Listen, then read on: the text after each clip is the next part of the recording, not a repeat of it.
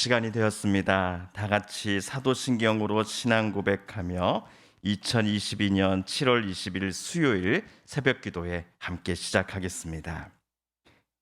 나는 전능하신 아버지 하나님 천지의 창조주를 믿습니다. 나는 그의 유일하신 아들 우리 주 예수 그리스도를 믿습니다. 그는 성령으로 잉태되어 동정녀 마리아에게서 나시고 본디오 빌라도에게 고난을 받아 십자가에 못 박혀 죽으시고 장사된 지 사흘 만에 죽은 자 가운데서 다시 살아나셨으며 하늘에 오르시어 전능하신 아버지 하나님 우편에 앉아 계시다가 거기로부터 살아있는 자와 죽은 자를 심판하러 오십니다. 나는 성령을 믿으며 거룩한 공교회와 성도의 교제와 죄를 용서받는 것과 몸의 부활과 영생을 믿습니다. 아멘. 오늘 우리 함께 읽을 기록된 하나님 말씀 레위기 제19장 오늘은 9에서 16절까지의 말씀입니다. 구약 175쪽경에 있는 레위기 제19장 9절에서 오늘은 16절까지의 말씀 함께 묵상하겠습니다. 너희가 너희의 땅에서 곡식을 거둘 때에 너는 반 모퉁이까지 다 거두지 말고 내 떨어진 이삭도 줍지 말며 포도원의 열매를 다 따지 말며 내 포도원에 떨어진 열매도 줍지 말고 가난한 사람과 거류민을 위하여 버려두라. 나는 너희의 하나님 여호와니라. 너희는 도둑질하지 말며 속이지 말며 서로 거짓말하지 말며 너희는 내 이름으로 거짓 맹세함으로 내 하나님의 이름을 욕되게 하지 말라. 나는 여호와이니라. 너는 내 이웃을 억압하지 말며 착취하지 말며 품꾼의 삭슬 아침까지 밤새도록 내게 두지 말며 너는 기먹은 자를 저주하지 말며 맹인 앞에 장애물을 놓지 말고 내 하나님을 경외하라. 나는 여호와이니라. 너희는 재판할 때 불의를 행하지 말며 가난한 자의 편을 들지 말며 세력 있는 자라고 두둔하지 말고 공의로 사람을 재판할지며 너는 내 백성 중에 돌아다니며 사람을 비방하지 말며 내 이웃의 피를 흘려 이익을 도모하지 말라. 나는 여호와이니라. 아멘.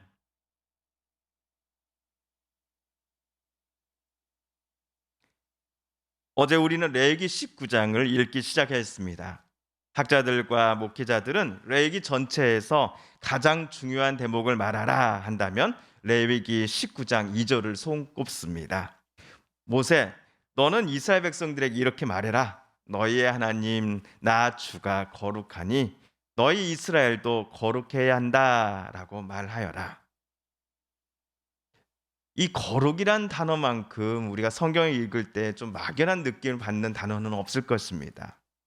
그래서일까요? 이 선언 후에 하나님은 거룩하다 또는 거룩한 삶을 산다는 것이 구체적으로 무엇인가에 대해서 모세를 통해 설명해 주셨습니다. 어제는 총 4가지를 하나님께서 말씀해 주셨지요. 첫째, 부모를 공경하라. 둘째, 안식일을 지켜라. 셋째, 헛된 것들을 만들지도 그것들 앞에 절하지도 말라. 그리고 마지막 4번째로 하나님이 기뻐하시는 제사를 드려라. 제물이 중요한 것이 아니라 제물을 바치는 제사드리러 나오는 그 봉헌자의 마음을 하나님께서 보신다라고 이야기를 하셨습니다. 이러한 삶의 모습들이 하나님 보시기에 이스라엘이 거룩하게 살아가는 것이었습니다. 자, 어제 이어서 오늘 또 하나님께서는 거룩함과 관련하여 말씀해 주시는 큰 사례 4건이 또한 등장하고 있습니다. 먼저 9에서 10절에서 하나님이 이스라엘에게 원하시는 제 5번째 거룩한 삶이 적혀져 있습니다. 우리 9절과 10절을 세번역으로 오늘 다시 한번 읽어보겠습니다. 시작. 밭에서 난 곡식을 거두어 드릴 때에는 밭 구석구석까지 다 거두어 들여서는 안 된다. 거두어 들인 다음에 떨어진 이삭을 주어서도 안 된다. 포도를 딸 때에도 모조리 따서는 안 된다. 포도밭에 떨어진 포도도 주어서는 안 된다. 가난한 사람들과 나그네 신세인 외국 사람들이 주께 그것들을 남겨두어야 한다. 내가 주 너희의 하나님이다. 아멘. 추수철이 되어서 밀과 보리를 수확할 때에 그 땅의 주인은 밭 구석구석까지 하나도 남김없이 거두어 드려야 한다라고 오늘 하나님 말씀하셨습니까? 예, 아닙니다. 그래서는 절대로 안 된다라고 말씀하셨습니다.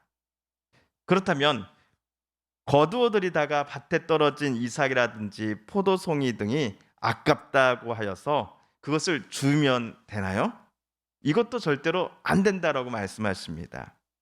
왜냐하면 땅에 떨어진 이삭들, 미처 다 거두지 못한 열매들은 가난한 사람들 그리고 나그네 신세의 외국인들의 몫으로 밭주인이 반드시 남겨둬야 하는 것이기 때문이었습니다. 이러한 밭주인의 조치를 두고서 하나님은 거룩한 삶의 모습이다라고 말씀하고 계십니다. 우리 다음으로는 11절, 12절을 또 읽어보겠습니다. 새 번역입니다. 시작. 도둑질하지 못한다. 사기하지 못한다. 서로 이웃을 속이지 못한다. 나의 이름으로 거짓 맹세를 하여 너희 하나님의 이름을 더럽혀서는 안 된다. 나는 주다. 11절에서 하나님은 남의 것을 도둑질하지 말고 서로 거짓말하지도 또 남을 속이지도 말라라고 명령하셨습니다. 또한 12절에서 어떤 이가 하나님의 이름을 걸고서 맹세하였건만 사실은 그 맹세가 거짓에 근거한 것이었단다면 이는 당신의 이름을 욕되게 하는 것이다라고 하나님 말씀하십니다. 아마도 다른 사람에게 야, 나는 하나님의 이름으로 맹세해라고 말한다면 자신의 그 거짓말과 악함이 이 하나님의 이름 속에 감춰질 수 있을 것이다라고 당사자는 생각한 모양입니다. 아니면 하나님의 이름으로 맹세하건대 범인은 저 사람이요 라고 말하면서 엉뚱한 사람에게 죄를 뒤집어 씌우는 일도 종종 이스라엘 사회에 있었던 것 같습니다. 어느 경우든 누구든지 하나님의 이름을 걸고서 거짓 맹세를 해서는 안 되며 다른 사람에게 하나님의 이름을 빙자하여 거짓말을 해서도 안 된다라고 하나님은 오늘 경고하고 계십니다. 거짓이 아닌 진실만을 말하고 행하는 사람, 그 하나님의 이름을 가지고서 진실만을 외치는 사람이야말로 하나님이 원하시는 거룩한 사람일 것입니다. 다음으로 우리 13절, 14절을 또한 세 번역으로 읽어보겠습니다. 시작. 너는 이웃을 억누르거나 이웃의 것을 빼앗아서는 안 된다. 내가 품꾼을 쓰면 그가 받을 품값을 다음날 아침까지 밤새 내가 가지고 있어서는 안 된다. 듣지 못하는 사람을 저주해서는 안 된다. 눈이 먼 사람 앞에 걸려 넘어질 것을 놓아서는 안 된다. 너는 하나님 두려운 줄을 알아야 한다. 나는 주다. 하나님이 이스라엘 백성들에게 요청하신 거룩한 삶이란 남을 힘으로 억누르거나 강제로 남의 것을 빼앗아 자기 주머니 속에 넣는 삶과는 거리가 멉니다. 땅 주인이 품꾼을 불러 일을 부탁하였다 한다면 고용인은 품꾼에게 반드시 수고비를 다음날 아침까지는 지급해야 합니다. 고정된 일터가 없어서 날마다 일이 생길 때마다 이 자리 저 자리 전전하는 일용직 노동자들의 처지를 교묘하게 이용해서는 그들에게 지급해야 할 정당한 일당을 주지 않는 땅 주인들의 행태를 하나님은 옳지 않다라고 오늘 경고하십니다. 이는 거룩한 삶과는 거리가 멀다라고 이야기하십니다. 또한 이런 경우도 있었습니다. 누구든지 청력이 약한 사람을 앞에 두고서 그 사람 앞에서 저주를 해서는 안 된다는 것입니다. 실제로 이런 일이 있었다라는 것이죠. 또한 시각장애인 앞에 걸려 넘어질 것을 놓아서는 안 됩니다. 이들을 그들의 얼굴 앞에서 조롱하고 저주하며 심지어 그들 앞에 일부러 장애물을 갖다 놓는 행위는 다름 아닌 하나님께 그런 일을 행하는 것과 같다라고 오늘 하나님 말씀하십니다. 만일 누군가가 하나님을 진실로 두려워한다면 그는 자기보다 약한 사람을 괴롭히며 어려움에 빠지게 하는 일을 당장 멈춰야 하는 것입니다. 이것이 하나님이 말씀하시는 거룩함입니다. 오늘 마지막으로 15, 16절을 또한 세 번역으로 읽어보겠습니다. 시작. 재판할 때에는 공정하지 못한 재판을 해서는 안 된다.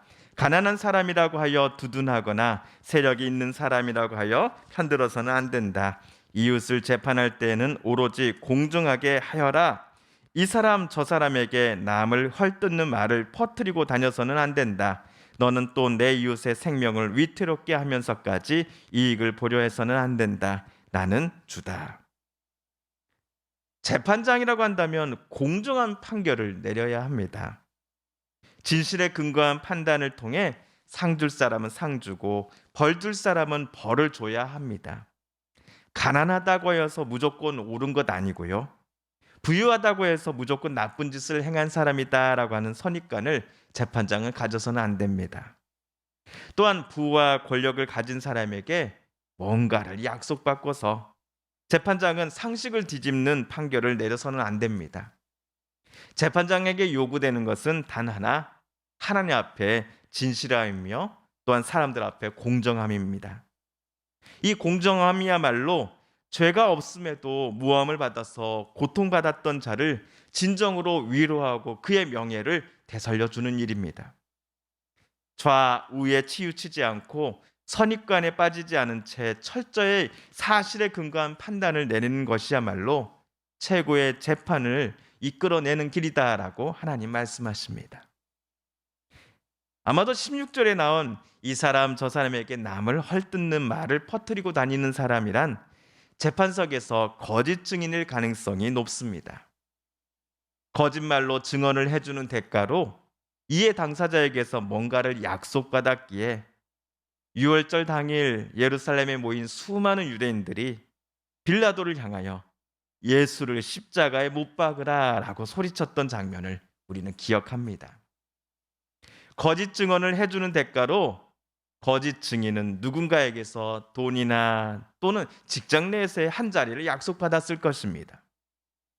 그러나 이 거짓 증언으로 인해 누군가는 억울한 누명을 받아야 합니다. 감옥에 들어가야 할지도 모르고 어떤 이는 억울하게 처형을 당했을지도 모릅니다. 또한 그 거짓말과 헛소문으로 말미암아 누군가는 큰 상처를 받으며 살아가야 할지도 모릅니다. 눈에 보이는 부와 명예 또 권력을 얻고자 진실을 외면하는 일, 거짓을 말하며 누군가를 위험에 빠뜨리고 누군가를 모욕하는 일을 하는 사람을 가리켜 하나님은 거룩함과는 거리가 멀다라고 오늘 말씀하십니다. 하나님이 기뻐하시는 거룩함의 옷을 입으며 늘 살아간다라는 것은 어떠한 상황 속에서도 진실만을 말하는 사람일 것입니다. 어떤 유혹보다도 하나님을 더 두려워하고 또 경외하는 사람일 것입니다. 오늘은 레위기 19장 묵상 제 두 번째 시간이었습니다.